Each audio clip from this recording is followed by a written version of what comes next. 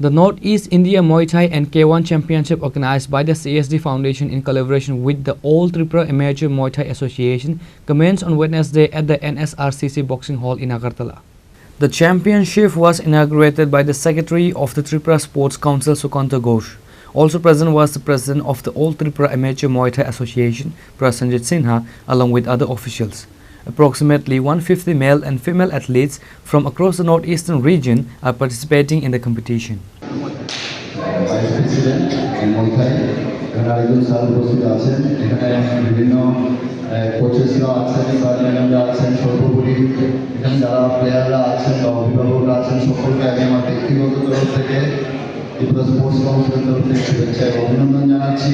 এখানে মিডিয়া বাইরেও উপস্থিত আছেন, যারা দিন রাত্র পরিশ্রম করে রাজ্যের নিউজ সর্বত্র ছড়িয়ে দেন, তাদের অসংখ্য ধন্যবাদ জানাচ্ছি। যাই হোক, আমি শুধু একটা কথাই বলবো যে আমাদের বাড়িঘর থেকে অনেক স্বপ্ন নিয়ে আমাদের মা বাবা অক্লান্ত পরিশ্রম করে আমাদেরকে পড়াশোনা বা খেলার মাঠে চেষ্টা করেন যে আমরা কিছু করি। আমরা সবাই দূর দূরান্ত থেকে এখানে আসলাম, একটা উদ্দেশ্যমূলক ভাব নিয়ে আমাদের প্র্যাকটিস করতে হবে, কারণ এখন এই সরকারের আমলে রাজ্যের খেলাধুলার যথেষ্ট উন্নতি হচ্ছে, এটা আমরা সবাই জানি। সারা রাজ্যভিত্তিক পরিকাঠামোর উন্নতি হচ্ছে, কারণ আমাদের রাজ্যের মাননীয় মুখ্যমন্ত্রী উনি নিজে একজন স্পোর্টসম্যান। তো সেই কারণে ওনার কাছে বিভিন্ন বিষয় নিয়ে যাওয়ার গেলে কিন্তু স্পোর্টসের পার্টটাকে উনি অন্যরকমভাবে দেখেন। রাজ্যের স্পোর্টস মিনিস্টার তো দিন রাত পরিশ্রম করে চলছে খেলাধুলাকে এগিয়ে নিয়ে যাওয়ার জন্য। বর্তমানে আমি এখানে আছি, কিছুক্ষণ পরে আমি বাজারঘাট স্টেডিয়ামে যাবো, এখানে একটা প্যারা ইভেন্ট চলছে। তা আমরা আগে কোনোদিনও কিন্তু শুনতাম না এই প্যারা গেম নিয়ে, কিন্তু লাস্ট 3 ইয়ার্স এই প্যারা গেমটা শুরু হয়েছে বা একদম ব্যাপক আকারে প্যারা গেম হচ্ছে।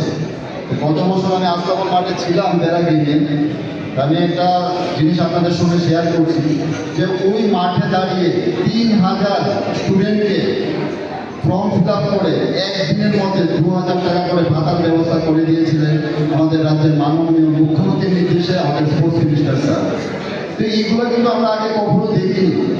এখন সারা রাজ্যে ট্যালেন্ট সার্চ হয়, আগে কোনোদিনও আমরা ট্যালেন্ট সার্চ প্রক্রিয়া দেখতাম না, কিন্তু সারা রাজ্য থেকে প্লেয়ার বাছাই করে ট্যালেন্ট সার্চ করে যারা গোল্ড পেয়েছে তাদেরকে 1 লাখ টাকা করে পুরস্কৃত করা হয়, যারা সিলভার পেয়েছে তারা 50,000, যারা ব্রোঞ্জ পেয়েছে তাদেরকে 25,000, এরকম কিছু একটা প্রক্রিয়া শুরু হয়েছে, লাস্ট 3 ইয়ার ধরে চলছে।